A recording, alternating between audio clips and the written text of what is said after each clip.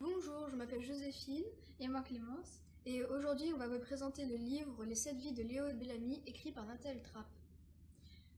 Dans ce livre, où on peut observer sur la couverture qu'il y a une tête de mort, il y a 7 hashtags dont un qui est déchiré, qu'on retrouve au dos du livre. Et en dessous de la tête de mort, il y a marqué « Demain je vais mourir et ce ne sera pas la première fois ». Dans ce livre, Nathalie Trapp a écrit aussi sur un voyage dans le temps. Et sur ces voyages dans le temps, c'est absolument pas plausible, mais seulement toutes les autres scènes peuvent se dérouler autant en 2018 qu'en 1988, car Léo va basculer dans le temps de 1988 à 2018.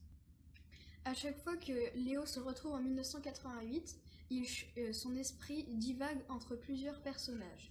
C'est pour ça qu'il y a marqué « Demain je vais mourir, mais ce ne sera pas la première fois ». Car à un moment, Léo va se retrouver dans un corps où il peut potentiellement mourir. L'histoire se passe en 2018 à Valmy-sur-Lac. C'est un petit village qui tient son nom du lac qui est dedans.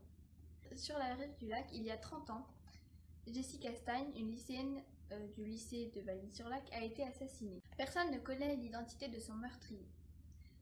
En 2018, Léo Bellamy, un garçon un peu fauché, fan de films et de jeux vidéo, se prépare pour le bal de fin d'année donné en l'honneur de Jessica Stein.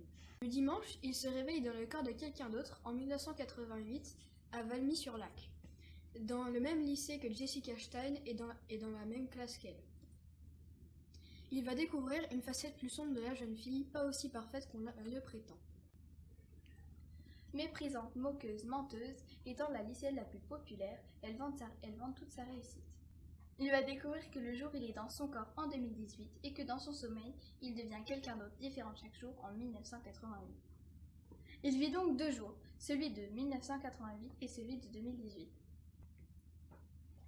Pour nous, ce livre nous fait voyager. Il crée un sentiment de légèreté, de liberté et d'équilibre entre les personnages. Nathalie Trapp est très douée pour se mettre à la place des gens en imaginant leur quotidien.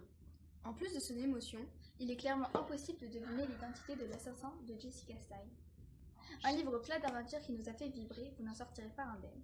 À lire et à relire pour le bonheur des plus grands.